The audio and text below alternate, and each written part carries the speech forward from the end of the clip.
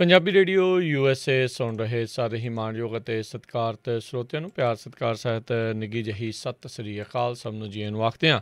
ਸੋ ਤੇ ਪ੍ਰੋਗਰਾਮ ਦੇ ਵਿੱਚ ਆਪ ਸਭ ਦਾ ਨਿੱਘਾ ਸਵਾਗਤ ਹੈ। ਅਪਡੇਟ ਅਮਰੀਕਾ ਦੇ ਸਵੇਰ ਦੇ ਬੁਲਟਨ ਦੇ ਵਿੱਚ ਜੀ ਨੂੰ ਅੱਜ 3 ਮਾਰਚ ਆ ਅਤੇ ਮੇਰੇ ਨਾਲ ਇਸ ਟਾਈਮ ਜੁੜ ਚੁੱਕੇ ਨੇ ਹਰਜੋਤ ਸਿੰਘ ਖਾਲਸਾ ਜੀ ਸੈਨ ਹੋਜ਼ੇ ਸਟੂਡੀਓਜ਼ ਤੋਂ। ਜੀ ਨੂੰ ਸਵਾਗਤ ਹੈ, ਸਤਿ ਸ੍ਰੀ ਅਕਾਲ।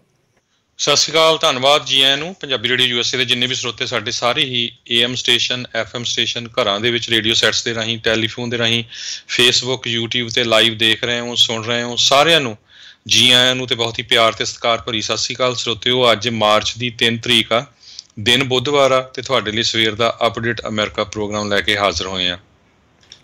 ਪ੍ਰੋਗਰਾਮ ਸ਼ੁਰੂ ਕਰਨ ਤੋਂ ਪਹਿਲਾਂ ਸਾਡੇ ਅੱਜ ਦੇ ਸਪਾਂਸਰਸ ਉਹਨਾਂ ਦਾ ਧੰਨਵਾਦ। ਖਾਲਸਾ ਇੰਸ਼ੋਰੈਂਸ ਏਜੰਸੀ ਵਾਲੇ ਜਿਨ੍ਹਾਂ ਦੇ ਕੋਲੋਂ ਤੁਸੀਂ ਹਰ ਇੱਕ ਤਰੀਕੇ ਦੀ ਇੰਸ਼ੋਰੈਂਸ ਕਰਵਾ ਸਕਦੇ ਹੋ। ਇੰਸ਼ੋਰੈਂਸ ਬਾਰੇ ਪਤਾ ਕਰਨ ਲਈ ਕਾਲ ਕਰੋ ਨੰਬਰ 408-272-2500 ਦੇ ਉੱਤੇ 4082722500 ਦੇ ਉੱਤੇ। ਨਾਲ ਹੀ Manjit Singh, Narinder Kaur Kular, Nachhattar Singh Sangha, Avtar Singh Manjal, Clovis Amarjit Singh Stockton, Amarjit Singh Bains, Satnam Singh, Amarjit Singh Dosanjh Yuba City, Harvinder Singh Stockton, Paramjit Singh Deol, Sucha Singh, Jaskaran Singh, Gurpartap Singh, Avtar Singh Rathore, Sarjal trucking ਸਾਰੇ ਜਾਣੇ Fresno, Lakhbir Singh Samra Texas, Sulakhan Singh, Harbans Kaur Tung Bakersfield, Gurpal Singh Sandhu Citrus Height, Antelope truck stop Burns ਵਾਇਓਮਿੰਗ, Sucha Singh ਸੈਨ ਹੋਜ਼ੇ ਅਤੇ ਜ਼ੈਂਡਰ ਮੌਰਗੇਜ ਰੀਅਲ estate ਵਾਲੇ ਜਿਨ੍ਹਾਂ ਦੇ ਕੋਲੋਂ ਤੁਸੀਂ ਘਰ ਖਰੀਦਣ ਵੇਚਣ ਦੀਆਂ ਸੇਵਾਵਾਂ ਲੈ ਸਕਦੇ ਹੋ। ਐਗਰੀਕਲਚਰ ਲੋਨ, ਕਮਰਸ਼ੀਅਲ ਲੋਨ, ਘਰਾਂ ਦੇ ਲੋਨਸ, ਰੀਫਾਈਨੈਂਸ ਦੇ ਲਈ ਕਾਲ ਕਰੋ ਜ਼ੈਂਡਰ ਮੌਰਗੇਜ ਅਤੇ ਰੀਅਲ estate ਵਾਲਿਆਂ ਨੂੰ। ਨੰਬਰ 559-905-2575 5599052575 ਅਤੇ ਇਮੀਗ੍ਰੇਸ਼ਨ ਦਾ ਹੋਵੇ ਕਿਸੇ ਵੀ ਤਰੀਕੇ ਦਾ ਕੰਮ, ਹਰ ਇੱਕ ਤਰੀਕੇ ਦੇ ਕੇਸਾਂ ਦੇ ਲਈ ਇਮੀਗ੍ਰੇਸ਼ਨ ਦੇ ਅਟਰਨੀ ਜੇ ਟੇਰਕੀਆਣਾ ਉਹਨਾਂ ਦੇ ਨਾਲ ਸੰਪਰਕ ਕਰੋ। ਨੰਬਰ 415-909-0503 415909-0503 ਦੇ ਉੱਤੇ। ਇਹਨਾਂ ਸਾਰਿਆਂ ਦਾ ਧੰਨਵਾਦ। ਜੇਕਰ ਤੁਸੀਂ ਜਾਂ ਕੋਈ ਹੋਰ ਕਾਰੋਬਾਰ ਇਸ ਪ੍ਰੋਗਰਾਮ ਨੂੰ ਸਪਾਂਸਰ ਕਰਨਾ ਚਾਹੁੰਦੇ ਹੋ ਸੰਪਰਕ ਕਰ ਸਕਦੇ ਹੋ 408-722-7698 ਦੇ ਉੱਤੇ। ਜੀ ਅੱਜ ਦੀਆਂ ਖਬਰਾਂ ਵੱਲ ਆਈਏ। ਸਭ ਤੋਂ ਪਹਿਲਾਂ ਜੋ ਹਿੰਦੁਸਤਾਨ ਦੇ ਵਿੱਚ ਜਿਹੜੇ ਆਪਣੇ ਕਿਸਾਨ ਵੀਰ ਆ ਪ੍ਰੋਟੈਸਟ ਕਰ ਰਹੇ ਹੈਗੇ ਆ 3 ਬਿੱਲਾਂ ਨੂੰ ਵਾਪਸੀ ਨੂੰ ਲੈ ਕੇ, ਉਹਦੇ ਸੰਬੰਧ ਦੇ ਵਿੱਚ ਇੰਗਲੈਂਡ ਦੀ ਜਿਹੜੀ ਪਾਰਲੀਮੈਂਟ ਆ ਉੱਥੇ ਇੱਕ ਬਹਿਸ ਹੋਣ ਜਾ ਰਹੀ ਆ। ਮਾਰਚ 8 2021 ਨੂੰ 4:30 ਵਜੇ ਉੱਥੇ ਜਿਹੜਾ ਉਹਨਾਂ ਦਾ ਵੈਸਟ ਮਿਨਿਸਟਰ ਹਾਲ ਉੱਥੇ ਡਿਬੇਟ ਹੋਣੀ ਹੈਗੀ ਆ। ਸੋ ਦੇਖੋ ਇਹ ਬਾਹਰ ਦੇ ਵਿੱਚ ਜਿਹੜੇ ਆਪਣੇ ਜਿੰਨੇ ਵੀ ਭੈਣ ਭਰਾ ਆ, ਜਦੋਂ ਆਪਣੇ ਤੁਸੀਂ ਪੋਲੀਟੀਸ਼ੀਅਨਾਂ ਦੇ ਕੋਲ ਜ਼ੋਰ ਲਾਉਂਦੇ ਆ, ਉਹਨਾਂ ਨੂੰ ਦੱਸਦੇ ਆ ਵੀ ਉੱਥੇ ਦੀ ਜਿਹੜੀ ਜ਼ਾਲਮ ਸਰਕਾਰ ਆ ਉਹ ਮਿਨੋਰਟੀਜ਼ ਦੇ ਨਾਲ ਕੀ ਕਰ ਰਹੀ ਆ ਅਤੇ ਉਹਦਾ ਜਿਹੜਾ ਅਸਰ ਹੁੰਦਾ ਹੈਗਾ ਆ। ਅਤੇ ਇਹਦੇ ਸੰਬੰਧ ਦੇ ਵਿੱਚ ਤਨਮਨਜੀਤ ਸਿੰਘ ਢੇਸੀ ਮੈਂਬਰ ਪਾਰਲੀਮੈਂਟ ਅਤੇ ਪ੍ਰੀਤ ਗਿੱਲ ਜਿਹੜੇ ਇਹ ਦੋਨਾਂ ਨੇ ਜ਼ੋਰ ਲਾਇਆ। ਅਤੇ ਹੁਣ ਤੁਸੀਂ ਦੇਖੋ ਵੀ ਬਾਹਰਲੇ ਮੁਲਕਾਂ 'ਚ ਸਕੂਲਾਂ, ਕਾਲਜਾਂ, ਯੂਨੀਵਰਸਿਟੀਆਂ, ਟੀਚਰ ਸਾਰੇ ਇਸ ਦੀ ਜਿਹੜੀ ਗੱਲਬਾਤ ਕਰ ਰਹੇ ਹੈਗੇ ਆ। ਸੋ ਇਹ ਹੁਣ ਜਿਹੜੀ ਲਹਿਰ ਆ ਇੱਕ ਤਰ੍ਹਾਂ ਦੇ ਨਾਲ ਵਿਸ਼ਵ ਪੱਧਰੀ ਲਹਿਰ ਬਣਦੀ ਜਾ ਰਹੀ ਹੈਗੀ ਆ। ਜੀ ਬਿਲਕੁਲ। ਉੱਥੇ ਪਟੀਸ਼ਨ ਜਿਹੜੀ ਵੀ ਪਾਈ ਜਾਂਦੀ ਹੈ ਜਿਸ ਦੇ ਵਿੱਚ 1 ਲੱਖ ਤੋਂ ਉੱਤੇ ਸਾਈਨ ਹੋ ਜਾਂਦੇ ਆ ਅਤੇ ਉਹਨਾਂ ਨੂੰ ਫਿਰ ਆਪਣੇ ਜਿਹੜਾ ਜੀ ਉੱਥੇ ਉਸ ਦੇ ਉੱਤੇ ਡਿਬੇਟ ਜਿਹੜਾ ਉਹ ਕਰਨਾ ਪੈਂਦਾ ਆ, ਉਸ ਦੇ ਉੱਤੇ ਵਿਚਾਰ ਜਿਹੜੇ ਆ ਉਹ ਸੁਣਨੇ ਪੈਂਦੇ ਨੇ। ਪਿਛਲੀ ਵਾਰੀ ਜਿਹੜਾ ਉੱਥੇ ਦਾ ਪ੍ਰਧਾਨ ਮੰਤਰੀ ਸੀਗਾ ਜੌਨਸਨ, ਉਹਨੇ ਤਾਂ ਬੜੀ ਅਟਪਟੀ ਜਿਹੀ ਗੱਲ ਕੀਤੀ ਸੀ ਜਦੋਂ ਕਿਸਾਨੀ ਸੰਘਰਸ਼ ਬਾਰੇ ਉਸ ਨੂੰ ਸਵਾਲ ਪੁੱਛਿਆ ਗਿਆ ਸੀ। ਉਹ ਕਹਿੰਦੇ ਵੀ ਭਾਰਤ ਅਤੇ ਪਾਕਿਸਤਾਨ ਦਾ ਜਿਹੜਾ ਇਹ ਆਪਣਾ ਮਸਲਾ ਹੈਗਾ ਆ, ਅਸੀਂ ਇਸ ਦੇ ਵਿੱਚ ਦਖਲ ਅੰਦਾਜ਼ੀ ਜਿਹੜੀ ਆ ਉਹ ਨਹੀਂ ਕਰਾਂਗੇ। ਤੁਸੀਂ ਇੱਥੋਂ ਇਹ ਪਤਾ ਲੱਗਦਾ ਵੀ ਉੱਥੋਂ ਦੇ ਪ੍ਰਧਾਨ ਮੰਤਰੀ ਨੂੰ ਕੁਛ ਬਹੁਤਾ ਜਿਹੜਾ ਉਹ ਪਤਾ ਨਹੀਂ ਹੈਗਾ। ਗੱਲ ਇਹ ਆ ਵੀ ਉਸ ਦੇ ਇਸ ਟਾਈਮ ਜਿਹੜੇ ਨਜ਼ਦੀਕ ਜਿਹੜੇ ਵੱਡੀ ਮਿਨਿਸਟਰੀਆਂ ਦੇ ਵਿੱਚ ਆ ਇੱਕ ਅਜਿਹਾ ਵੀ ਹੈਗਾ ਜਿਸ ਦੀ ਕਾਫੀ ਜਿਹੜੀ ਆ ਤੋਏ ਉੱਥੇ ਜਿਹੜੀ ਹੁੰਦੀ ਰਹਿੰਦੀ ਆ UK ਦੇ ਵਿੱਚ। ਸੋ ਹੁਣ ਇਹ ਨਹੀਂ ਪਤਾ ਵੀ ਉਸ ਨੇ ਕਿਤੇ ਗਲਤ ਇਨਫੋਰਮੇਸ਼ਨ ਉਹਨੂੰ ਫੀਡ ਕੀਤੀ ਹੈ ਜਾਂ ਕਿੱਦਾਂ ਆ, ਪਰ ਇਹ ਆ ਵੀ ਹੁਣ ਹੋਪਫੁਲੀ ਆਉਣ ਵਾਲੇ ਜਿਹੜੇ ਆ ਉਹ ਸਮੇਂ ਦੇ ਵਿੱਚ ਦੇਖਦੇ ਹਾਂ ਇਸ ਦੇ ਉੱਤੇ ਕੀ ਗੱਲ ਹੁੰਦਾ ਹੈ। ਉੱਥੇ ਦੇ ਕੁਛ ਕੁ ਜਿਹੜੇ ਮਿਨਿਸਟਰ ਆ, ਜਿੱਦਾਂ ਤੁਸੀਂ 2 ਜਣਿਆਂ ਦਾ ਨਾਂ ਲਿਆ ਅਤੇ ਇੱਕ ਹੋਰ ਜਿਹੜੀ MP ਕਲੌਡੀਆ ਕਰਕੇ ਆ, ਉਹਨਾਂ ਨੇ ਵੀ ਕਾਫੀ ਇਸ ਦੇ ਉੱਤੇ ਜਿਹੜੀਆਂ ਆ ਆਵਾਜ਼ ਜਿਹੜੀ ਉਹ ਚੁੱਕਦੇ ਰਹੇ ਆ। ਸੋ ਆਪਣੇ ਵੀ ਇੱਥੇ ਜਿੰਨੇ ਵੀ ਅਮਰੀਕਾ ਦੇ ਵਿੱਚ ਰਿਪਰੈਜ਼ੈਂਟੇਟਿਵ ਆ, ਚਾਹੇ ਕਾਂਗਰਸਮੈਨ ਆ, ਚਾਹੇ ਸੈਨੇਟਰਸ ਆ, ਉਹਨਾਂ ਨੂੰ ਵੀ ਆਈਦਰ ਚਿੱਠੀਆਂ ਲਿਖੋ ਉਹਨਾਂ ਨੂੰ ਵੀ ਜਿਹੜਾ ਜੀ ਚਾਹੇ ਕਾਲ ਕਰਕੇ ਜਿਹੜਾ ਉਹ ਆਖੋ ਵੀ ਤੁਹਾਨੂੰ ਵੀ ਇਸ ਦੇ ਉੱਤੇ ਬੋਲਣਾ ਚਾਹੀਦਾ, ਕਿਉਂਕਿ ਉਹ ਫਾਰਮ ਬਿੱਲ ਵਾਪਸ ਲੈਣ ਨਾ ਲੈਣ ਉਹ ਤਾਂ ਓਬਵੀਅਸ ਜੀ ਗੱਲ ਉਹ ਭਾਰਤ ਸਰਕਾਰ ਦੇ ਹੱਥ ਦੇ ਵਿੱਚ ਹੀ, ਉਹ ਇਹਨਾਂ ਦਾ ਇਖਤਿਆਰ ਨਹੀਂ ਆ। ਪਰ ਉੱਥੇ ਜਿੱਦਾਂ ਦੀ ਟਰੀਟਮੈਂਟ ਉਹਨਾਂ ਦੇ ਨਾਲ ਕੀਤੀ ਜਾ ਰਹੀ ਆ, ਉਹ ਇੱਕ ਹਿਊਮਨ ਰਾਈਟਸ ਦਾ ਜਿਹੜਾ ਮਸਲਾ ਆ ਉਹ ਜ਼ਰੂਰ ਬਣਦਾ ਹੈਗਾ, ਅਤੇ ਉਸ ਨੂੰ ਜਿਹੜਾ ਚੱਕਣਾ ਆ ਇੱਥੇ ਜੇ ਆਪਾਂ ਹੋਰ ਮੁਲਕਾਂ ਦੇ ਲਈ ਚੱਕਦੇ ਹਾਂ ਅਤੇ ਇਹਨਾਂ ਲਈ ਵੀ ਜਿਹੜਾ ਚੁੱਕਣਾ ਆ ਉਹ ਜ਼ਰੂਰੀ ਹੈਗਾ ਆ। ਵੀ ਉਹਨਾਂ ਦੇ ਨਾਲ ਦੇਖੋ ਕਿੱਦਾਂ freedom of expression, freedom of speech ਜਿਹੜੇ ਇੱਥੇ ਬਹੁਤ ਅਹਿਮ ਜਿਹੜੇ ਹੱਕ ਹੈਗੇ ਨੇ ਲੋਕਾਂ ਦੇ, ਉਹਨਾਂ ਨੂੰ ਉੱਤੇ ਕਿਸ ਤਰੀਕੇ ਦੇ ਨਾਲ ਉੱਥੇ ਜਿਹੜੀ ਨਕੇਲ ਕੱਸੀ ਜਾ ਰਹੀ ਹੈ, ਸ਼ਿਕੰਜਾ ਜਿਹੜਾ ਉਹ ਕੱਸਿਆ ਜਾ ਰਿਹਾ। ਹੁਣ ਅੱਜ ਤੁਸੀਂ ਦੇਖ ਲਓ ਹਰਜੋਤ ਸਿੰਘ ਜੀ, ਸਰਕਾਰਾਂ ਦੇ ਖਿਲਾਫ ਕੁਛ ਕੁ ਟਿੱਪਣੀਆਂ ਕਰਨ ਦੇ ਮਾਮਲੇ ਦੇ ਵਿੱਚ ਜਿਹੜੇ ਐਕਟਰਾਂ ਦੇ ਉੱਤੇ ਜਿਹੜੀਆਂ ਹੁਣ ਰੇਡਾਂ ਮਾਰਨੀਆਂ ਸ਼ੁਰੂ ਕਰਤੀਆਂ। ਇੱਕ ਮੁੰਡਾ ਜਿਹੜਾ ਅਜੇ ਦੇਵਗਨ ਦੇ ਖਿਲਾਫ ਮਾੜਾ ਜਿਹਾ ਬੋਲਿਆ ਸੀ, ਨਾ ਉਹਨੇ ਉਸ ਨੂੰ ਜਿਹੜਾ ਕੁਛ ਕੀਤਾ, ਨਾ ਕੁਛ ਕੋਈ ਗਾਲ ਨਹੀਂ ਕੱਢੀ, ਕੋਈ ਕੁਛ ਨਹੀਂ ਕੀਤਾ। ਚਲੋ ਗਾਲ ਵੀ ਕੱਢ ਸਕਦਾ ਹੈ, ਇਟਸ ਓਕੇ, ਜੇ ਮਾੜਾ ਮੋਟਾ ਗੁੱਸਾ ਆ, ਗੁੱਸਾ ਤਾਂ ਜ਼ਾਹਰ ਕਰ ਸਕਦਾ ਆ, ਨਾਰਾਜ਼ਗੀ ਤਾਂ ਬੰਦਾ ਜ਼ਾਹਰ ਕਰ ਸਕਦਾ। ਜੇ ਹੁਣ ਉਹ ਵੀ ਕਰਨ ਦੇ ਉੱਤੇ ਤੁਸੀਂ ਉਹਨਾਂ ਨੂੰ ਜਿਹੜਾ ਜੇਲ੍ਹਾਂ ਦੇ ਅੰਦਰ ਡੱਕ ਰਹੇ ਹੋ, ਤਾਂ ਤੁਸੀਂ ਹਿਸਾਬ ਲਾ ਲਓ ਵੀ ਉੱਥੇ ਕਿਸ ਤਰੀਕੇ ਦੇ ਜਿਹੜੇ ਉਹ ਆਉਣ ਵਾਲੇ ਹਾਲਾਤ ਆ। ਇੰਦਰਾ ਗਾਂਧੀ ਨੇ ਤਾਂ ਜਿਹੜੇ ਆ ਐਮਰਜੈਂਸੀ ਕੀਤੀ ਸੀ, ਐਲਾਨੀ ਸੀਗੀ, ਇਹ ਤਾਂ ਬਗੈਰ ਐਲਾਨ ਕੀਤੇ ਹੋਏ ਉਹਨਾਂ ਨੇ ਬਿਲਕੁਲ ਉੱਦਾਂ ਦੇ ਹੀ ਹਾਲਾਤ ਜਿਹੜੇ ਆ ਉਹ ਬਣਾ ਕੇ ਰੱਖੇ ਹੋਏ ਆ। ਸੋ ਬਿਲਕੁਲ ਮਿਨੋਰਟੀਜ਼ ਦਾ ਨਾਲ ਸ਼ਰੇਆਮ ਉੱਥੇ ਧੱਕਾ ਹੋ ਰਿਹਾ, ਚਾਹੇ ਦਲਿਤ ਆ, ਕ੍ਰਿਸਚੀਅਨ ਆ, ਮੁਸਲਮਾਨ ਆ, ਹੁਣ ਸਿੱਖ ਵੀ ਆ। ਹੁਣ ਦੇਖੋ ਵੀ ਉਹ ਦਲਿਤ ਭੈਣ ਜਿਹੜੀ ਬਾਹਰ ਆਈ ਆ, ਉਹ ਕਿੱਦਾਂ ਕਹਿ ਰਹੀ ਆ ਵੀ ਪੁਲਿਸ ਵਾਲੇ ਉਹਨੂੰ ਜਿਹੜਾ ਆ ਉਹਦੀ ਜਾਤੀ ਨੂੰ ਲੈ ਕੇ ਗਾਲਾਂ ਕੱਢ ਰਹੇ ਸੀ। ਸੋ ਹੁਣ ਇਹ ਨਾ ਦੇਖੋ ਵੀ ਕਿਸਾਨਾਂ ਦਾ ਜਿਹੜਾ ਮੋਰਚਾ ਹੈ ਸਿਰਫ ਉਹ ਜਿਹੜੇ ਕਿਸਾਨੀ ਆ ਸ਼ਾਇਦ ਉਹੀ ਆ, ਸਾਰੇ ਜਾਣਿਆਂ ਨੂੰ ਰਲਣਾ ਚਾਹੀਦਾ ਹੈਗਾ ਜੀ। ਤੁਸੀਂ ਦੇਖ ਲਓ ਜੀ, ਆਪਾਂ ਦੇਖ ਹੀ ਰਹੇ ਵੀ ਉਹਦੇ ਨਾਲ ਹੀ ਜਿਹੜਾ ਸ਼ਿਵ ਕੁਮਾਰ ਚੱਕਿਆ ਸੀਗਾ, ਵੀ ਉਹਦੇ ਨਾਲ ਕਿੰਨਾ ਜਿਹੜਾ ਧੱਕਾ ਕੀਤਾ। ਮੈਡੀਕਲ ਜਾਂਚ ਦੇ ਵਿੱਚ ਵੀ ਜਿਹੜਾ ਉਹ ਚੀਜ਼ ਸਾਹਮਣੇ ਆਈ ਆ ਵੀ ਉਸ ਨੂੰ ਕਿੱਡੀ ਕੁੱਟਮਾਰ ਜਿਹੜੀ ਆ ਉਹ ਕੀਤੀ ਗਈ ਹੈਗੀ। ਸੋ ਇਹ ਉੱਥੇ ਜਿਹੜੀ ਦਰਿੰਦਗੀ ਆ ਉਹ ਉੱਥੋਂ ਦਾ ਜਿਹੜਾ ਸਿਸਟਮ ਆ ਉਹ ਕਰ ਰਿਹਾ ਲੋਕਾਂ ਦੇ ਨਾਲ, ਉਹ ਹੁਣ ਸਾਰਿਆਂ ਦੇ ਸਾਹਮਣੇ ਹੈਗੀ ਆ। ਹੁਣ ਮੇਨ ਗੱਲ ਇਹ ਆ ਵੀ ਲੋਕ ਇਸ ਚੀਜ਼ ਨੂੰ ਸਮਝਣਗੇ ਕਿ ਨਹੀਂ ਸਮਝਣਗੇ, ਇਹ ਜਿਹੜੀ ਇੱਕ ਵੱਡੀ ਗੱਲ ਹੈਗੀ ਆ ਜੀ। ਸੋ ਬਾਹਰ ਜਿਹੜੇ ਆ ਸਾਨੂੰ ਸਾਰਿਆਂ ਨੂੰ ਇਕੱਠੇ ਹੋ ਕੇ ਇਹਦਾ ਜਿਹੜਾ ਰੌਲਾ ਪਾਉਣਾ ਚਾਹੀਦਾ, ਕੋਈ ਵੀ ਕਿਸੇ ਵੀ ਧਰਮ ਦਾ ਹੈਗਾ, ਕਿਉਂਕਿ ਲੜਾਈ ਜਿਹੜੀ ਹੈ ਹਿੰਦੂ ਸਿੱਖ ਦੀ ਜਾਂ ਕੋਈ ਮੁਸਲਮਾਨਾਂ ਦੀ ਨਹੀਂ, ਇਹ ਜਿਹੜੇ ਮੋਦੀ ਦੇ ਗੁੰਡੇ ਪਾਲੇ ਆ ਅਤੇ ਮੋਦੀ ਦਾ ਜਿਹੜਾ ਰਾਜ ਆ ਨਾ ਉਹਦੇ ਉਲਟ ਹੈਗੀ ਆ। ਸੋ ਇਹਦੇ ਸੰਬੰਧ ਦੇ ਵਿੱਚ ਜਕਾਰਾ ਮੂਵਮੈਂਟ ਵੱਲੋਂ ਇੱਕ ਹੋਰ ਕਿਸਾਨ ਰੈਲੀ ਜਿਹੜੀ ਆ ਉਹ ਕੱਢੀ ਜਾ ਰਹੀ ਆ ਸੈਕਰਾਮੈਂਟੋ ਦੇ ਵਿੱਚ ਮਾਰਚ 6 ਨੂੰ।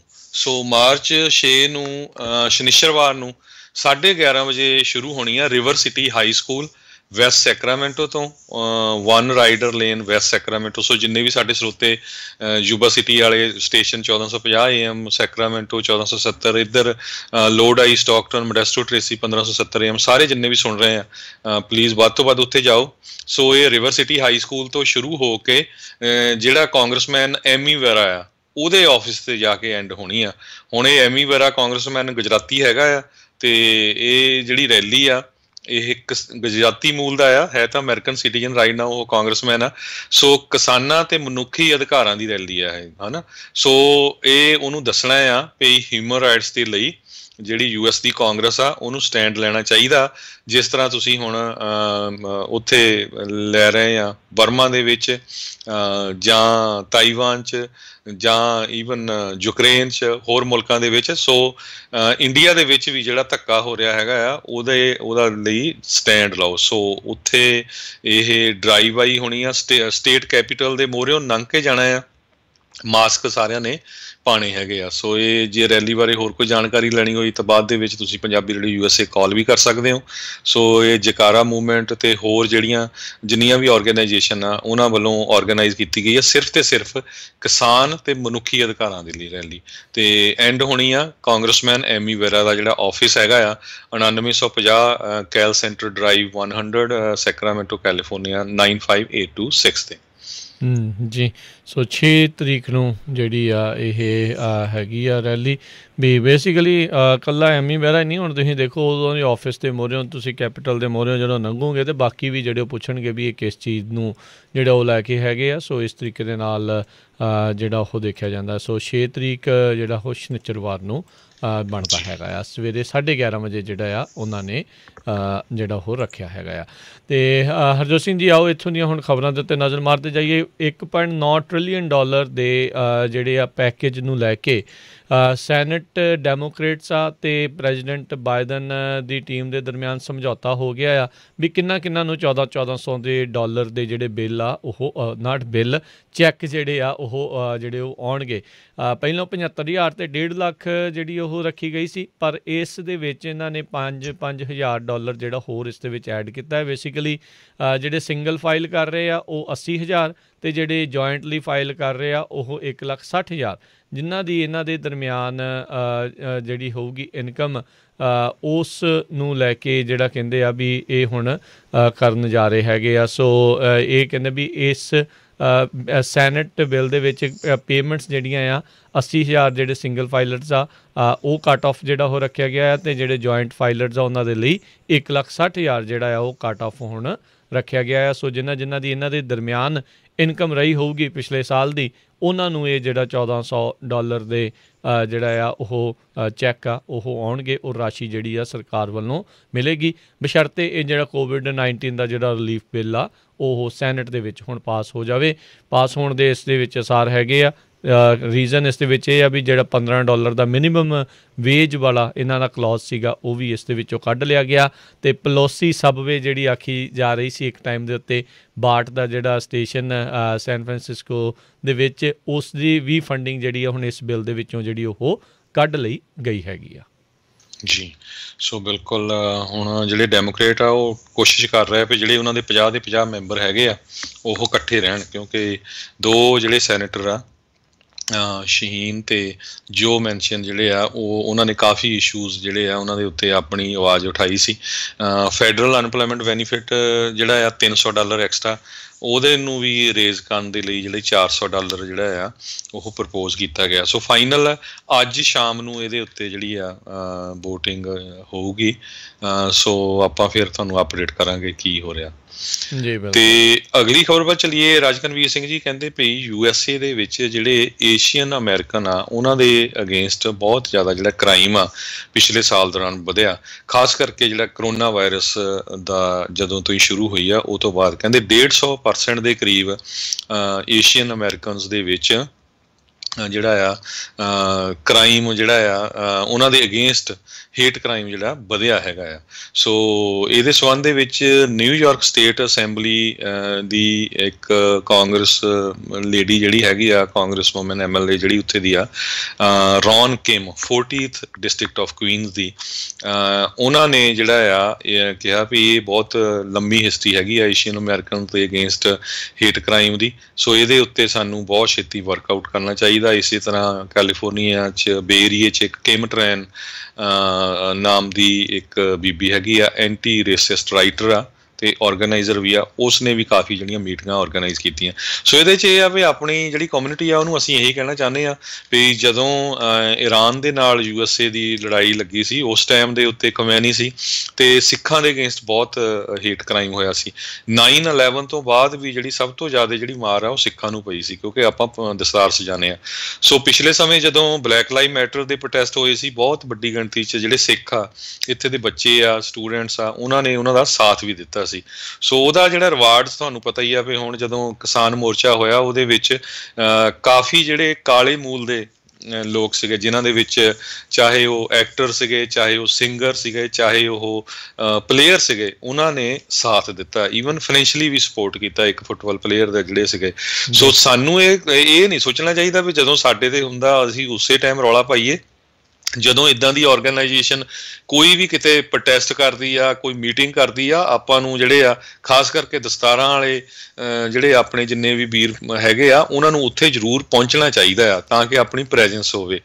ਇਸੇ ਤਰ੍ਹਾਂ ਇਮੀਗ੍ਰੇਸ਼ਨ ਨੂੰ ਲੈ ਕੇ ਕੁਛ ਸਾਲ ਪਹਿਲਾਂ 1 ਮਿਲੀਅਨ ਜਿਹੜੇ ਆ ਅਨਡਾਕੂਮੈਂਟਡ ਲੋਕਾਂ ਨੇ ਲਾਸ ਐਂਜਲਸ ਦੇ ਵਿੱਚ ਪ੍ਰੋਟੈਸਟ ਕੀਤਾ ਸੀ ਅਤੇ ਉਦੋਂ ਵੀ ਆਪਾਂ ਸ਼ੇਅਰ ਕੀਤਾ ਸੀ ਵੀ ਉਹ ਸਾਨੂੰ ਕੋਈ ਦਸਤਾਰ ਵਾਲਾ ਬੰਦਾ ਉੱਥੇ ਦਿਸਿਆ ਨਹੀਂ।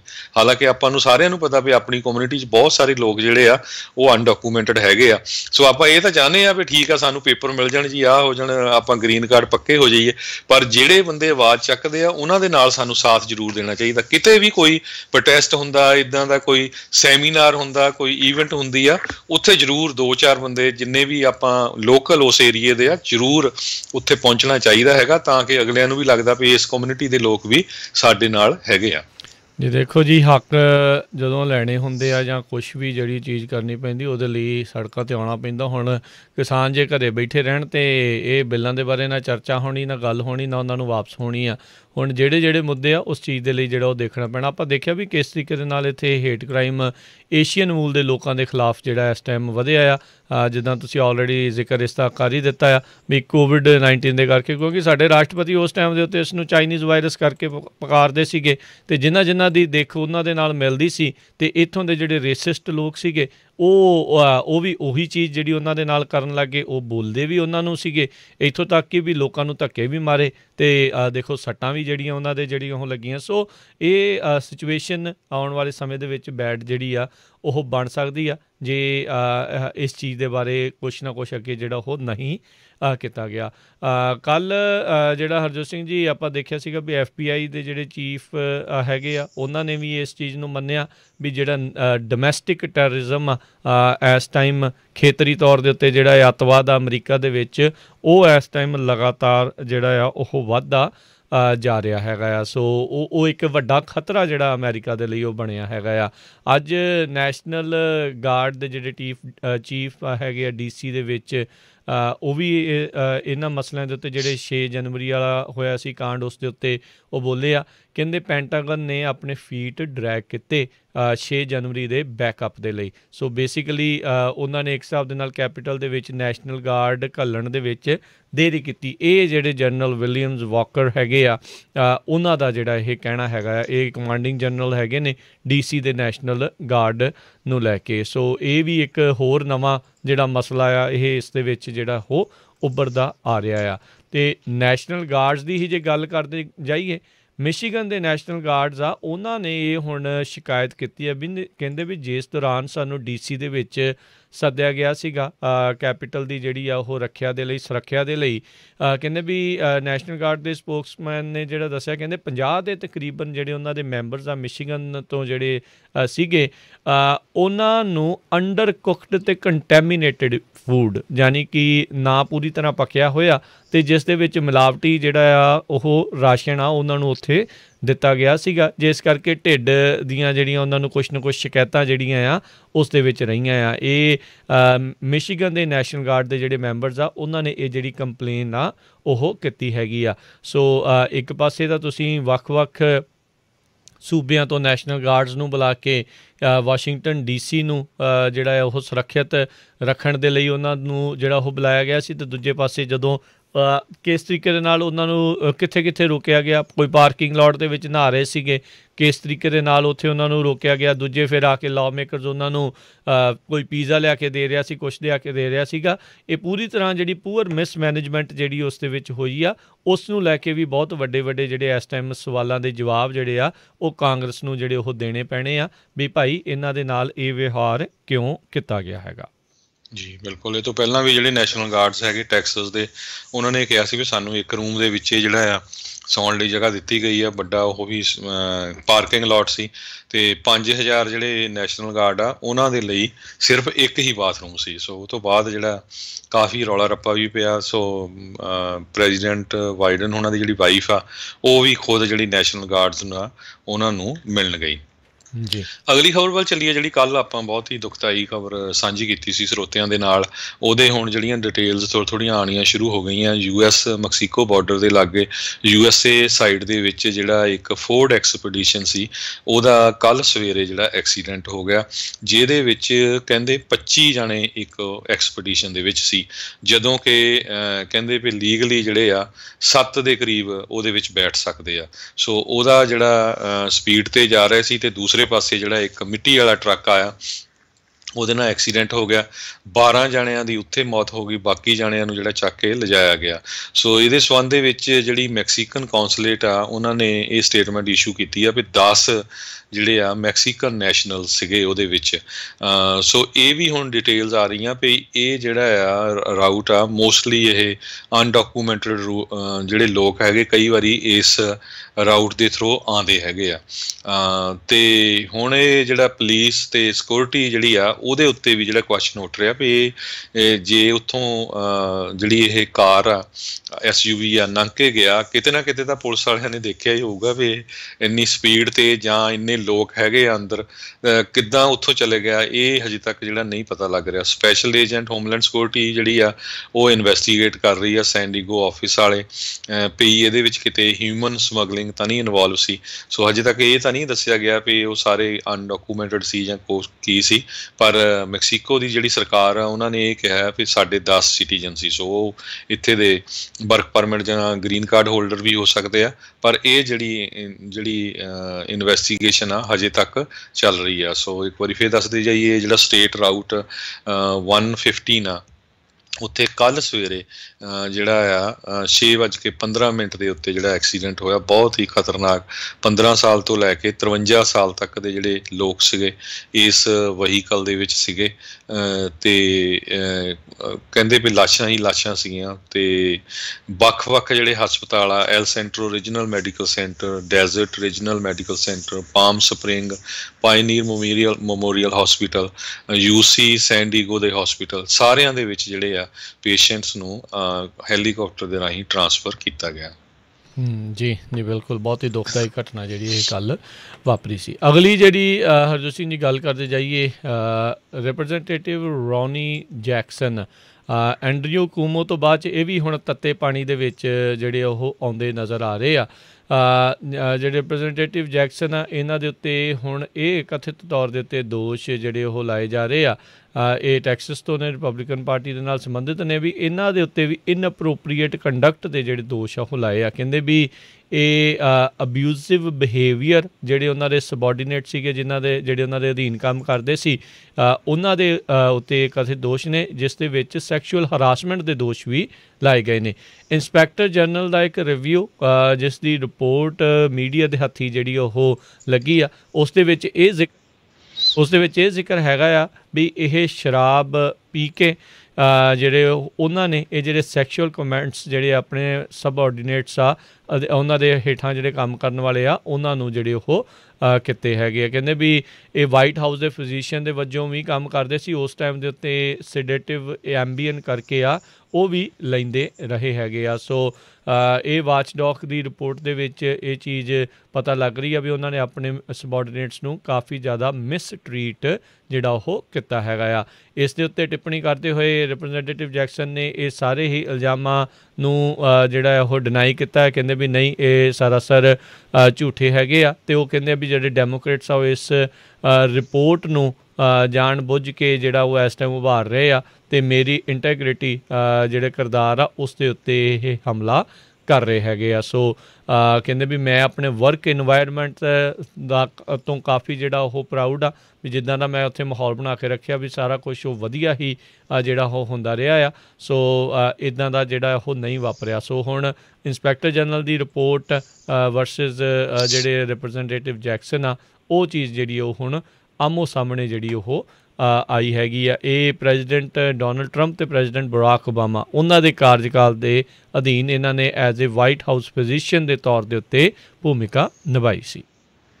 ਜੀ, ਅਗਲੀ ਖਬਰ ਵੱਲ ਚੱਲੀਏ। ਜਿਹੜੀ US ਦੀ ਕੈਪੀਟਲ ਪੁਲਿਸ ਆ ਉਹ ਕਹਿੰਦੇ ਆ ਵੀ ਮਾਰਚ 4 ਨੂੰ ਉਹਨਾਂ ਨੂੰ ਖਬਰਾਂ ਮਿਲੀਆਂ, ਹੋ ਸਕਦਾ ਵੀ ਜਿਹੜੇ ਮਿਲੀਸ਼ੀਆ ਗਰੁੱਪ ਹੈਗਾ ਆ ਜਿਹੜਾ ਪਿਛਲੀ ਵਾਰੀ ਜਦੋਂ ਜਨਵਰੀ 6 ਨੂੰ ਜਿਹੜੀ ਕੈਪੀਟਲ ਰਾਈਟ ਹੋਈ ਸੀ ਉਹਦੇ ਵਿੱਚ ਇਨਵੋਲਵ ਸੀ, ਜਿਹਦਾ ਨਾਂ 3% ਕਰਕੇ ਆ, ਉਹ ਦੁਬਾਰਾ ਕੀ ਫਿਰ ਪਲਾਨ ਕਰ ਰਹੇ ਹੈਗੇ ਆ ਵੀ ਜਿਹੜਾ ਕੈਪੀਟਲ ਦੇ ਉੱਤੇ ਅਟੈਕ ਕੀਤਾ ਜਾਵੇ। ਉਹਨੂੰ ਦੇਖਦੇ ਹੋਏ US ਦੀ ਜਿਹੜੀ ਕੈਪੀਟਲ ਪੁਲਿਸ ਆ ਉਹਨਾਂ ਨੇ ਆਪਣੀ ਜਿਹੜੀ ਸਿਕਿਉਰਿਟੀ ਜਿਹੜੀ ਪੂਰੀ ਤਰ੍ਹਾਂ ਟਾਈਟ ਕਰ ਦਿੱਤੀ ਹੈਗੀ ਆ। ਇਹ ਜਿਹੜੀ ਸਟੇਟਮੈਂਟ ਉੱਥੇ ਦੀ ਲਾ ਇਨਫੋਰਮੈਂਟ ਏਜੰਸੀ ਹੈਗੀ ਆ, ਉਹਨਾਂ ਨੇ ਇਹ ਕਿਹਾ ਵੀ ਸਾਨੂੰ ਜਿੰਨੀਆਂ ਵੀ ਇੰਟੈਲੀਜੈਂਸ ਰਿਪੋਰਟਸ ਆਈਆਂ ਉਹ ਤੋਂ ਦੇਖਦੇ ਹੋਏ ਅਸੀਂ ਜਿਹੜੀ ਸਿਕਿਉਰਿਟੀ ਆ ਇਹ ਟਾਈਟ ਕਰਨ ਜਾ ਰਹੇ ਹਾਂ। US ਦੀ ਕੈਪੀਟਲ ਪੁਲਿਸ ਨੇ ਇਹ ਜਿਹੜੀ ਅੱਜ ਅਨਾਊਂਸਮੈਂਟ ਕੀਤੀ ਹੈਗੀ ਆ। ਜੀ ਬਿਲਕੁਲ, QAnon ਦੇ ਉੱਤੇ ਥਿਊਰੀਆਂ ਚੱਲ ਰਹੀਆਂ ਆ। 1930 ਦੇ ਜਿਹੜੇ ਦਸ਼ਕ ਦੇ ਦੌਰਾਨ ਜਿਹੜਾ ਆ ਜਿਹੜਾ ਸਹੁੰ ਚੁੱਕ ਸਮਾਗਮ ਆ ਮਾਰਚ ਦੇ ਮਹੀਨੇ ਦੇ ਵਿੱਚ ਜਿਹੜਾ ਉਹ ਹੁੰਦਾ ਸੀ, ਬਾਅਦ ਦੇ ਵਿੱਚ ਉਸ ਨੂੰ ਜਿਹੜਾ ਜਨਵਰੀ ਦੇ ਵਿੱਚ ਮੂਵ ਕਰ ਦਿੱਤਾ ਗਿਆ ਸੀਗਾ। ਸੋ ਕੀ ਉਹਨਾਂ ਨਾਲ ਇਹ ਸੋਚ ਰਹੇ ਆ ਜਾਂ ਉਹਨਾਂ ਨੇ ਇਹ ਗਲਤ ਅਫਵਾਹਾਂ ਜਿਹੜੀਆਂ ਇਸ ਟਾਈਮ ਉਡਾ ਰਹੇ ਆ ਵੀ ਸ਼ਾਇਦ ਆਉਂਦੀ ਮਾਰਚ 3-4 ਮਾਰਚ ਨੂੰ ਆ ਜਿਹੜੇ ਥੋੜ੍ਹੇ ਦਿਨਾਂ ਦੇ ਵਿੱਚ ਆਉਣ ਵਾਲੇ ਆ ਇਹਦੇ ਵਿੱਚ ਜਿਹੜੇ ਆ ਨਾ ਟਰੰਪ ਹੁਣਾਂ ਨੇ ਆ ਕੇ ਜਿਹੜੀ ਸਹੁੰ ਚੱਕ ਲੈਣੀ, ਉਹਨਾਂ ਨੇ ਵਾਈਟ ਹਾਊਸ ਦੇ ਵਿੱਚ ਮੁੜ ਰਾਸ਼ਟਰਪਤੀ ਦੇ ਵਜੋਂ ਜਿਹੜਾ ਉਹ ਆ ਜਾਣਾ ਹੈਗਾ ਆ। ਸੋ ਆਈ ਥਿੰਕ ਉਹ ਅਜੇ ਵੀ ਉਹਨਾਂ ਦੀ ਅੱਖਾਂ ਦੇ ਉੱਤੇ ਪਰਦਾ ਪਿਆ ਹੋਇਆ ਆ। ਉਹ ਪਤਾ ਨਹੀਂ ਇੱਕ ਵੱਖਰੀ ਦੁਨੀਆ ਦੇ ਵਿੱਚ ਜਿਹੜਾ ਉਹ ਸ਼ਾਇਦ ਰਹਿ ਰਹੇ ਨੇ ਵੀ ਕੀ ਰਾਈਟ ਨਾਓ ਰਿਐਲਿਟੀ ਜਿਹੜੀ ਉਹ ਕੀ ਹੈਗੀ ਆ, ਉਹਨਾਂ ਨੂੰ ਉਸ ਦੇ ਵਿੱਚੋਂ ਜਲਦੀ ਬਾਹਰ ਆ ਜਾਣ ਤਾਂ ਜਿਹੜੀ ਉਹ ਚੰਗੀ ਗੱਲ ਆ। ਕਿਉਂਕਿ ਇਹੀ ਲੋਕ ਜਿਹੜੇ ਪਿਛਲੇ 4 ਸਾਲ ਡੈਮੋਕ੍ਰੇਟਸ ਨੂੰ ਕਹਿੰਦੇ ਸੀਗੇ ਵੀ ਤੁਸੀਂ ਤਾਂ ਜਾਣ ਬੁੱਝ ਕੇ ਇਹਦੇ ਦੁਆਲੇ ਜਿਹੜੇ ਹੋਏ ਆ, ਇਹ ਇੱਦਾਂ ਜਿਹੜਾ ਉਹ ਨਹੀਂ ਤੁਹਾਨੂੰ ਕਰਨ ਦੀ ਜ਼ਰੂਰਤ ਹੈ, ਇਹਨੂੰ ਪ੍ਰੈਜ਼ੀਡੈਂਟ ਜਿਹੜਾ ਉਹ ਮੰਨੋ। ਅਤੇ ਆਈ ਥਿੰਕ ਹੁਣ ਉਹਨਾਂ ਨੂੰ ਵੀ ਆਪਣੀ ਗੱਲ ਦੇ ਉੱਤੇ ਜਿਹੜਾ ਉਹ ਸੋਚਣਾ ਚਾਹੀਦਾ ਆ। ਆਉਣ ਵਾਲੇ ਸਮੇਂ ਦੇ ਵਿੱਚ ਕੌਣ ਅਗਲਾ ਰਾਸ਼ਟਰਪਤੀ ਹੋਊਗਾ ਨਹੀਂ ਹੋਊਗਾ, ਕੌਣ ਰਨ ਕਰੂਗਾ, ਇਸ ਦੇ ਲਈ ਅਜੇ 2-3 ਸਾਲ ਐਟਲੀਸਟ ਵਕਤ ਜਿਹੜਾ ਆ ਉਹ ਪਿਆ ਹੈਗਾ ਆ। ਅਤੇ ਜਿਹੜਾ ਵੀ ਕੈਂਡੀਡੇਟ ਹੋਊਗਾ ਉਹ ਫਿਰ ਚੁਣੌਤੀ ਜਿਹੜਾ ਆ ਮੌਜੂਦਾ ਰਾਸ਼ਟਰਪਤੀ ਨੂੰ ਜਿਹੜਾ ਉਹ ਦੇ ਸਕਦਾ ਆ, ਜੇ ਉਹ ਸੋਚਿਆ ਵੀ ਉਹਨਾਂ ਨੇ ਉਸੇ ਨੂੰ ਹੀ ਜਿਹੜਾ ਉਹ ਰਨ ਕਰਨਾ ਆ। ਸੋ ਪਰ ਇਹ ਆ ਵੀ ਓਵਰਆਲ ਡਿਵੀਜ਼ਨ ਅਮਰੀਕਾ ਦੇ ਵਿੱਚ ਆਪਾਂ ਦੇਖਿਆ ਵੀ ਜਿੱਦਾਂ ਹੇਟ ਕ੍ਰਾਈਮਸ ਦੇ ਅਤੇ ਹੋਰ ਇਹ ਚੀਜ਼ਾਂ ਜਿਹੜੀਆਂ ਵੱਧ ਰਹੀਆਂ ਨੇ, ਇਹ ਚੰਗੀ ਜਿਹੜੀ ਆ ਉਹ ਗੱਲ ਨਹੀਂ ਹੈਗੀ। ਹੁਣ ਆਪਣਾ ਸਮਾਂ ਇੱਕ ਬ੍ਰੇਕ ਦਾ, ਬ੍ਰੇਕ ਤੋਂ ਬਾਅਦ ਫਿਰ ਹੋਰ ਖਬਰਾਂ ਜਿਹੜੀਆਂ ਤੁਹਾਡੇ ਨਾਲ ਆਪਾਂ ਸਾਂਝੀਆਂ ਕਰਾਂਗੇ ਜੀ।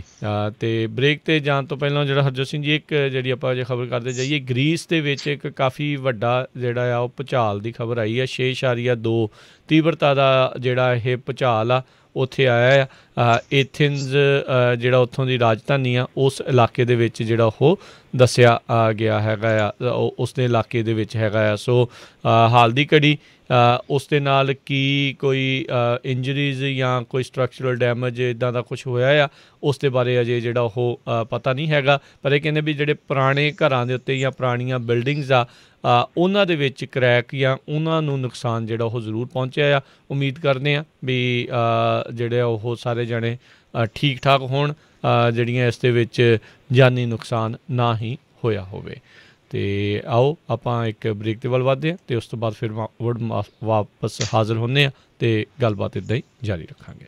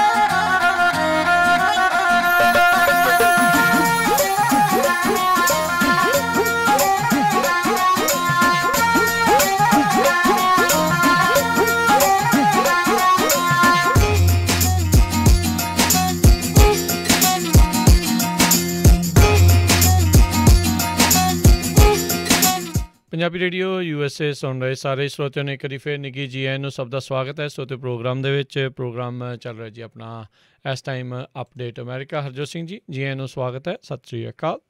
ਸਤਿ ਸ਼੍ਰੀ ਅਕਾਲ, ਧੰਨਵਾਦ ਜੀ ਆਇਆਂ ਨੂੰ ਜੀ। ਅਤੇ ਆਪਣੇ ਨਾਲ ਇਸ ਟਾਈਮ ਹਰ ਵਾਰ ਦੀ ਤਰ੍ਹਾਂ ਜਿਹੜੇ ਜੀ ਜ਼ੈਂਡਰ ਮੌਰਗੇਜ ਅਤੇ ਰੀਅਲ estate ਤੋਂ ਜਿਹੜੇ ਉਹਨਾਂ ਦੇ ਆਫਿਸ ਦੇ ਵਿੱਚ ਜੁੜ ਚੁੱਕੇ ਨੇ, ਅਤੇ ਇਸ ਵਾਰ ਆਪਣੇ ਨਾਲ ਗੱਲਬਾਤ ਕਰਨ ਦੇ ਲਈ ਜਿਹੜੇ ਜ਼ੈਂਡਰ ਮੌਰਗੇਜ ਰੀਅਲ estate ਤੋਂ ਜੁੜ ਚੁੱਕੇ ਨੇ ਲੋਨ ਆਫਿਸਰ ਮਨਰਾਜ ਸਿੰਘ। ਮਨਰਾਜ ਜੀ ਆਇਆਂ ਨੂੰ ਸਵਾਗਤ ਹੈ। ਸਤਿ ਸ਼੍ਰੀ ਅਕਾਲ। ਹਾਂਜੀ, ਸਤਿ ਸ਼੍ਰੀ ਅਕਾਲ ਭਾਜੀ, ਜੀ ਆਇਆਂ ਨੂੰ ਸਾਰਿਆਂ ਨੂੰ ਜੀ। ਜੀ ਸੋ ਮਨਰਾਜ, ਇਸ ਤੋਂ ਪਹਿਲਾਂ ਆਪਾਂ ਗੱਲਬਾਤ ਕਰੀਏ, ਆਪਣੀਆਂ ਆਈਡੀਜ਼ ਸ਼ੇਅਰ ਕਰ ਦਿਓ ਜੀ। ਹਾਂਜੀ, ਸੋ ਟੂ ਸਟਾਰਟ ਆਫ ਜੀ, ਮੇਰਾ ਨਾਮ ਜੀ ਹੈਗਾ ਮਨਰਾਜ ਸਿੰਘ। ਮੈਂ ਇੱਥੇ ਜ਼ੈਂਡਰ ਮੌਰਗੇਜ ਨਾਲ ਲੋਨ ਆਫਿਸਰ ਹੈਗਾ, ਤੇ ਮੇਰੀ ਜਿਹੜੀ NMLS ID ਹੈਗੀ ਹੈ ਜੀ, ਉਹ ਹੈਗੀ ਹੈ ਜੀ 1935946। ਜੀ, ਥੈਂਕ ਯੂ। ਸੋ ਮਨਰਾਜ, ਜੇ ਆਪਾਂ ਗੱਲਬਾਤ ਇਸ ਦੇ ਵਿੱਚ ਸ਼ੁਰੂ ਕਰਦੇ ਜਾਈਏ, ਸੋ ਮਾਰਕੀਟ ਜਿਹੜੀਆਂ ਕੰਡੀਸ਼ਨਸ ਦੇ ਮੱਦੇਨਜ਼ਰ ਕੀ ਰੇਟਸ ਵਗੈਰਾ ਜਿਹੜੇ ਰਾਈਟ ਨਾਓ ਇਸ ਟਾਈਮ ਚੱਲ ਰਹੇ ਆ, ਮਾਰਕੀਟ ਕੰਡੀਸ਼ਨਸ ਕੀ ਆਖਦੀਆਂ ਨੇ? ਹਾਂਜੀ, ਭਾਜੀ ਇਟਸ ਬਿਨ ਜਿਹੜਾ ਪਿਛਲਾ ਹੁਣ ਹਫ਼ਤੇ ਤੋਂ 2 ਹਫ਼ਤੇ ਲੰਘੇ ਹੈਗੇ ਆ, ਇਟਸ ਬਿਨ ਵੈਰੀ, ਸਾਡੇ ਆਫਿਸ ਦੇ ਵਿੱਚ ਜਿਹੜਾ ਹੈਗਾ ਕਾਫੀ ਜਿਹੜਾ ਲੈਂਡਸਕੇਪ ਕਹਿ ਲਵੋ ਜਾਂ ਤੁਸੀਂ ਕਹਿ ਲਓ ਫਿਊਚਰ ਆ ਜਿਹੜਾ ਰੇਟਸ ਦਾ, ਉਹ ਕਾਫੀ ਬਦਲਿਆ ਹੈਗਾ। ਸੋ ਉਹਦੇ ਨਾਲ ਇਹ ਹੋਇਆ ਹੈਗਾ ਕਿ ਜਿਹੜੇ ਹੁਣ ਪਿਛਲੇ ਹਫ਼ਤੇ ਤੋਂ 1.5 ਹਫ਼ਤੇ ਤੱਕ ਜਿਹੜੇ ਹੁਣ ਰੇਟ ਸੀਗੇ ਆਪਣੇ 15 ਸਾਲ ਫਿਕਸਡ ਜੇ ਮੌਰਗੇਜ ਕਰੋ ਜਾਂ ਈਵਨ ਤੁਸੀਂ 30 ਸਾਲ ਦੀ ਮੌਰਗੇਜ ਕਰਾਓ, ਉਹਦੇ ਵਿੱਚ ਜਿਹੜੇ ਰੇਟ ਸੀਗੇ ਉਹ ਸਲੋਲੀ ਹੁਣ ਉੱਪਰ ਨੂੰ ਜਾਣ ਲੱਗ ਪਿਆ, ਥੋੜ੍ਹੇ ਜਿਹੇ ਕਲਾਈਮ ਹੋਣ ਲੱਗ ਪਿਆ ਰੇਟ। ਹੁਣ ਇਹਦੇ ਰੀਜ਼ਨ ਇਹ ਹੈਗਾ ਬਿਕਾਜ਼ ਜਿਹੜੀ ਹੁਣ ਆਪਣੀ ਹੈਗੀ ਟ੍ਰੈਜਰੀ ਯੀਲਡ ਹੁੰਦੀ ਹੈ, ਉਹ ਇੱਕ ਮੈਜਰ ਹੁੰਦੀ ਹੈ ਇਕੋਨਮੀ ਦੇ ਵਿੱਚ, ਉਹ ਜਿਹੜੀ ਯੀਲਡ ਹੈਗੀ ਆ ਉਹ ਹੁਣ ਉੱਪਰ ਨੂੰ ਜਾਈ ਜਾਂਦੀ ਆ। ਉਹਦੀ ਵਜ੍ਹਾ ਇਹ ਹੈਗੀ ਆ ਬਿਕਾਜ਼ ਹੁਣ ਵੈਕਸੀਨ ਜਿਹੜਾ ਹੈਗਾ, ਵੈਕਸੀਨ ਦੇ ਨਾਲ ਜਿਹੜਾ ਇਹਨਾਂ ਰੋਲ ਆਊਟ ਹੋਈ ਜਾਂਦਾ ਆਪਣੇ ਕੰਟਰੀ ਦੇ ਵਿੱਚ, ਇੱਥੇ USA 'ਚ, ਉਹਦੇ ਨਾਲ ਲੋਕ ਵੀ ਜਿਹੜੇ ਆ ਵੈਕਸੀਨੇਟ ਹੋਈ ਜਾਂਦੇ ਆ, ਨਾਲੇ ਕੰਮਕਾਰ ਜਿਹੜਾ ਹੈਗਾ ਹੁਣ ਖੁੱਲ੍ਹਣ ਲੱਗ ਪਿਆ ਸਟੇਟਾਂ ਦੇ ਵਿੱਚ। ਉਹਦੇ ਨਾਲ ਕੀ ਹੁੰਦਾ, ਫਿਰ ਜਿਹੜੀ ਇਨਵੈਸਟਰ ਮਾਰਕੀਟ ਆ ਉਹਨਾਂ ਨੂੰ ਸੈਂਸ ਹੁੰਦਾ ਕਿ ਹੁਣ ਚਲੋ ਪ੍ਰੀ ਕੋਵਿਡ, ਜਦੋਂ ਕੋਵਿਡ ਤੋਂ ਪਹਿਲਾਂ ਸੀਗੇ ਲੈਵਲ ਸਾਡੇ, ਉਹ ਹੁਣ ਇਕੋਨਮੀ ਸਲੋਲੀ ਉੱਧਰ ਨੂੰ ਜਾਣ ਲੱਗ ਪਈ ਆ। ਸੋ ਉਹਦੇ ਨਾਲ ਕੀ ਹੈਗਾ, ਜਿਹੜੇ ਰੇਟਸ ਆ ਉਹ ਵੀ ਹੌਲੀ ਕਲਾਈਮ ਹੋਣ ਲੱਗ ਪਿਆ। ਇਟਸ ਨਾਟ, ਇਹ ਨਹੀਂ ਹੈਗਾ ਕਿ ਜਿਹੜੇ ਹੁਣ ਇੰਟਰਸਟ ਰੇਟ 4% ਤੱਕ ਪਹੁੰਚ ਗਿਆ 30 years ਤੇ, but compare to 2 weeks ago ਜਿਹੜੇ ਰੇਟਸ ਹੈਗੇ ਦੇ ਆਰ ਹਾਇਰ। ਜੀ, so when you say higher, like 1/4% higher ਆ, 0.5% ਹਾਇਰ ਆ, ਕਿੰਨੇ ਕੁ ਹਾਇਰ ਜਿਹੜੇ ਉਹ ਹੋ ਰਹੇ ਆ, ਤੇ ਕੀ ਅਨੁਮਾਨ ਆ ਕਿਸ ਪਾਸੇ ਵੱਲ ਨੂੰ ਜਾਣੇ ਆ? ਹਾਂਜੀ, ਸੋ ਜਿਹੜੇ ਰੇਟਸ ਹੈਗੇ ਆ ਔਨ ਜਿਹੜੇ 15 ਸਾਲ ਦੀ ਟਰਮ ਜੇ ਕਰੋ, ਉਹਦੇ ਉੱਤੇ ਤਾਂ 1/4 point ਵੱਧ ਚੁੱਕੇ ਆ, ਜਿਹੜੇ 15 ਸਾਲਾਂ ਤੇ ਆ। ਜਿਹੜੇ 30 ਸਾਲ ਦੇ ਆ ਉਹਦਾ 0.5 point ਤੱਕ ਪਹੁੰਚ ਚੁੱਕੇ ਆ। ਸੋ ਰੀਜ਼ਨ ਵਾਈ ਜਿਹੜਾ ਫਰਕ ਹੈਗਾ ਡਿਫਰੈਂਸ, ਬਿਕਾਜ਼ 15 ਦੇ ਵਿੱਚ ਹੁੰਦਾ ਕਿ ਲੈਸ ਰਿਸਕ ਹੁੰਦਾ ਬੈਂਕ ਲਈ, ਸੋ ਜ਼ਿਆਦਾ ਨਹੀਂ ਵਧੇ ਹੈਗੇ ਤਾਂ ਨੂੰ। ਪਰ ਜਿਹੜੀ 30 ਸਾਲ ਦੀ ਮੌਰਗੇਜ ਹੈਗੀ ਆ, ਜਿਹੜਾ ਪਹਿਲਾਂ ਸਾਨੂੰ ਮਿਲਦੇ ਸੀਗੇ 2.75% ਵਰਸ 2.84 APR, ਹੁਣ ਜਿਹੜਾ ਉਹ ਜਿਹੜਾ ਸਿਨੈਰੀਓ ਸੀਗਾ, now we're looking at about 3.25 3.31 APR।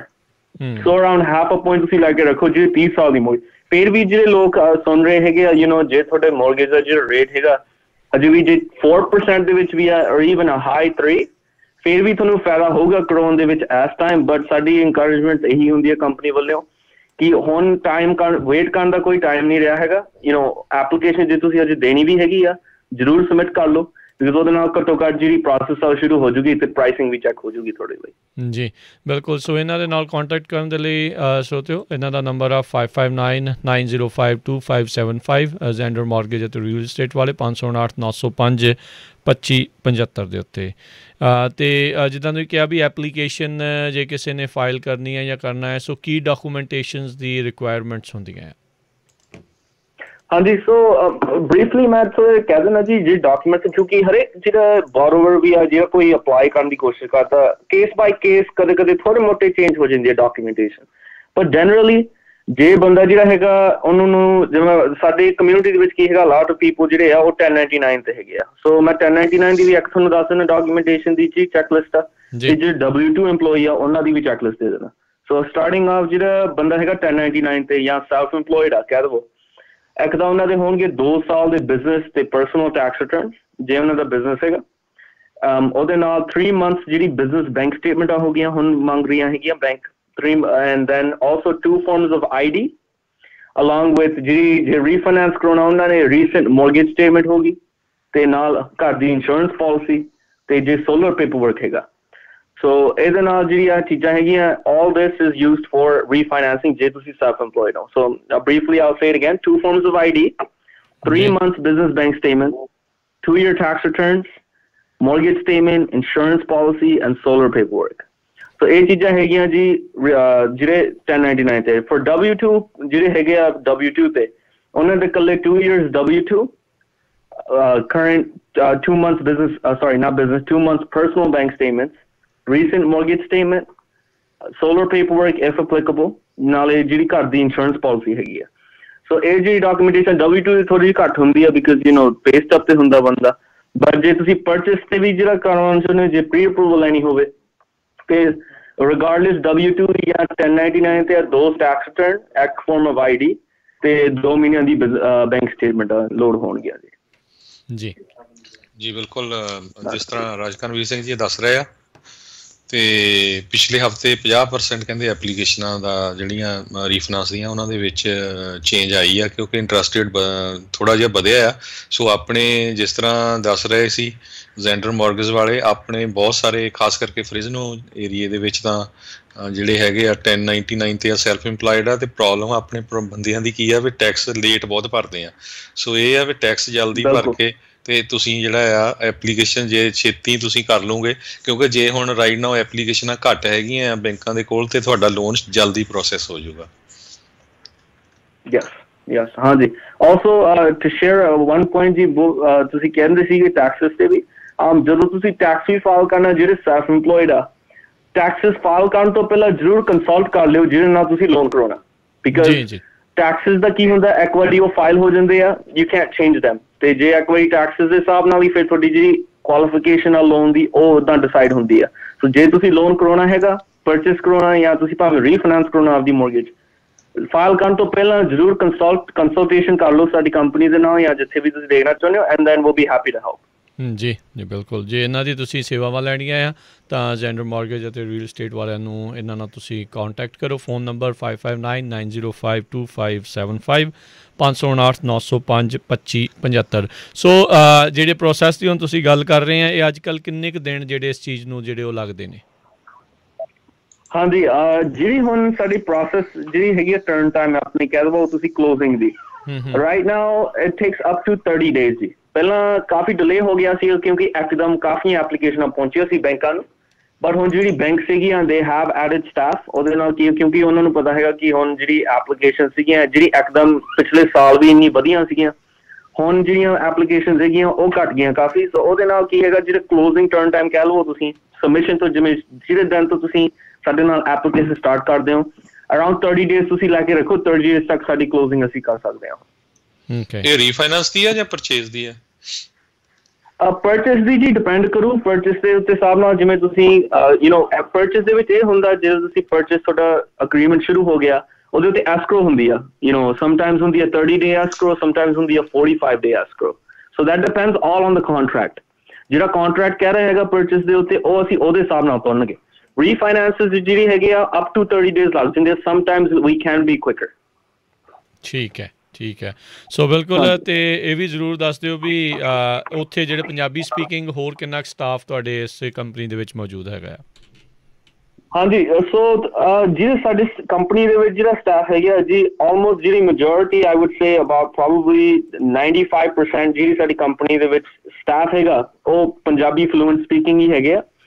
ਮੇਰੇ ਨਾਲ ਜਿਹੜਾ ਮੈਂ ਇੱਥੇ ਲੋਨ ਆਫਿਸਰ ਹੈਗਾ, ਸਾਡੇ ਕੋਲੇ ਹੋਰ ਵੀ ਕਾਫੀ ਲੋਨ ਆਫਿਸਰਸ ਹੈਗੇ ਇੱਥੇ ਜਿਹੜੇ ਪੰਜਾਬੀ 'ਚ ਵੀ ਬੋਲ ਦਿੰਦੇ ਆ, ਤੇ ਕੋਈ ਹੋਰ ਸਟਾਫ ਵੀ ਹੈਗਾ. ਸਾਡੇ ਇੱਕ ਖਾਸੀਅਤ ਇਹ ਹੈਗੀ ਆ, ਅਸੀਂ ਕੋਸ਼ਿਸ਼ ਕਰਦੇ ਹੁੰਦੇ ਹਾਂ ਜਿਹੜੇ ਸਾਡੇ ਕਮਿਊਨਿਟੀ ਦੇ ਵਿੱਚ ਹੈਗੇ ਆ ਪੰਜਾਬੀ ਲੋਕ, ਉਹਨਾਂ ਲਈ ਅਸੀਂ ਜਿਹੜੀ ਕਮਿਊਨੀਕੇਸ਼ਨ ਦਾ ਬੈਰੀਅਰ ਹੋ ਜਾਂਦਾ ਇੱਕ ਕਿਸਮ ਦਾ, ਰਾਈਟ? ਤੁਸੀਂ ਜਾ ਵੜਨੇ ਹੋ ਦੂਜੇ ਬੈਂਕ ਤੇ, ਉੱਥੇ ਜੇ ਗੋਰਾ ਹੋਵੇ ਜਾਂ ਕੋਈ ਹੋਰ ਹੋਵੇ, ਉੱਥੇ ਕਮਿਊਨੀਕੇਟ ਨਹੀਂ ਹੁੰਦਾ ਬੰਦੇ ਤੋਂ. ਪਰ ਇੱਥੇ ਕੀ ਹੈਗਾ, ਅਸੀਂ ਕੋਸ਼ਿਸ਼ ਕਰਦੇ ਹੁੰਦੇ ਹਾਂ ਕਿ ਆਪਦੀ ਭਾਸ਼ਾ ਦੇ ਵਿੱਚ ਜਿੰਨੀ ਤੁਹਾਡੀ ਮਦਦ ਕਰ ਸਕੀਏ ਅਸੀਂ ਕਰ ਸਕਦੇ ਹਾਂ, but majority of R company ਦੀ ਸਾਰੇ ਪੰਜਾਬੀ ਸਪੀਕਿੰਗ ਹੀ ਹੈਗੇ ਆ. ਜੀ. ਸੋ ਇੱਕ ਹੋਰ ਗੱਲ ਕਲੀਅਰ ਕਰਦੇ ਜਾਓ ਵੀ ਜਿਹੜਾ ਤੁਸੀਂ ਮੌਰਗੇਜ ਆ ਆਲ ਓਵਰ USA ਕਰਦੇ ਆ ਜਾਂ ਇਕੱਲੇ ਕੈਲੀਫੋਰਨੀਆ 'ਚ? ਸੋ ਰਾਈਟ ਨਾਓ ਜੀ ਜਿਹੜੀ ਸਾਡਾ ਲਾਇਸੈਂਸ ਹੈਗਾ ਜ਼ੈਂਡਰ ਮੌਰਗੇਜ ਦਾ, ਜਿਹੜਾ ਲਾਇਸੈਂਸ ਦਾ ਕੰਪਨੀ ਰਾਈਟ ਨਾਓ ਫਿਲਹਾਲ we are licensed in the state of California, the state of Washington, as well as state of Colorado. So ਇਹ 3 states ਹੈਗੀਆਂ ਜਿਹੜੀਆਂ ਅਸੀਂ ਲਾਇਸੈਂਸ ਹੈਗੇ. Outside of this, future ਦੇ ਵਿੱਚ we are planning to expand but ਫਿਲਹਾਲ ਅੱਜ ਦੇ ਟਾਈਮ 'ਚ ਜੀ ਵਾਸ਼ਿੰਗਟਨ, ਕੋਲੋਰਾਡੋ ਤੇ ਕੈਲੀਫੋਰਨੀਆ ਦੇ ਵਿੱਚ ਸਾਡਾ ਲਾਇਸੈਂਸ ਹੈਗਾ ਜੀ ਜੀ। ਤੇ ਥੈਂਕ ਯੂ ਮਨਰਾਜ, ਬਹੁਤ ਬਹੁਤ ਸ਼ੁਕਰੀਆ ਗੱਲਬਾਤ ਕਰਨ ਦੇ ਲਈ, ਇਹ ਜਾਣਕਾਰੀ ਦੇਣ ਦੇ ਲਈ ਸ਼ੁਕਰੀਆ। ਬਹੁਤ ਬਹੁਤ ਥੈਂਕ ਯੂ ਜੀ। ਓਕੇ, ਸਤਿ ਸ਼੍ਰੀ ਅਕਾਲ ਜੀ। ਸਤਿ ਸ਼੍ਰੀ ਅਕਾਲ। ਸਤਿ ਸ਼੍ਰੀ ਅਕਾਲ ਜੀ। ਬਿਲਕੁਲ। ਸੋ ਜੇ ਤੁਸੀਂ ਵੀ ਸਰੋਤੇ ਹੋ ਜ਼ੈਂਡਰ ਮੌਰਗਨ ਰੀਅਲ ਏਸਟੇਟ ਦੀਆਂ ਸੇਵਾਵਾਂ ਲੈਣਾ ਚਾਹੁੰਦੇ ਹੋ, ਇਹਨਾਂ ਨੂੰ ਕਾਲ ਕਰ ਸਕਦੇ ਹੋ। ਇਹਨਾਂ ਦਾ ਨੰਬਰ ਹੈ 5599052575 559-905-2575 ਦੇ ਉੱਤੇ। ਅਤੇ ਬਿਲਕੁਲ ਹਰਜੋਤ ਸਿੰਘ ਜੀ, ਹੁਣ ਆਪਾਂ ਜਿਹੜਾ ਜੀ ਇਜਾਜ਼ਤ ਲੈਂਦੇ ਆਪਾਂ ਵੀ, ਆਪਣੇ ਪ੍ਰੋਗਰਾਮ ਦਾ ਸਮਾਂ ਵੀ ਸਮਾਪਤ ਆ। ਮਿਲਦੇ ਹਾਂ ਅਗਲੀ ਵਾਰ, ਉਦੋਂ ਤੱਕ ਲਈ ਮੇਰੇ ਰਾਜਕਨਵੀਰ ਸਿੰਘ ਵੱਲੋਂ ਤੇ ਹਰਜੋਤ ਸਿੰਘ ਵੱਲੋਂ ਤੁਹਾਨੂੰ ਸਾਰਿਆਂ ਨੂੰ ਪਿਆਰ ਸਤਿਕਾਰ ਸਨ ਕਿ ਜਿਹੀ ਸਤਿ ਸ੍ਰੀ ਅਕਾਲ। ਜਿਹਦੇ ਵਾਸਤੇ ਰਹੋ, ਹੱਸਦੇ ਖੇਲਦੇ ਰਹੋ, ਸੁਣਦੇ ਰਹੋ ਪੰਜਾਬੀ ਰੇਡੀਓ US।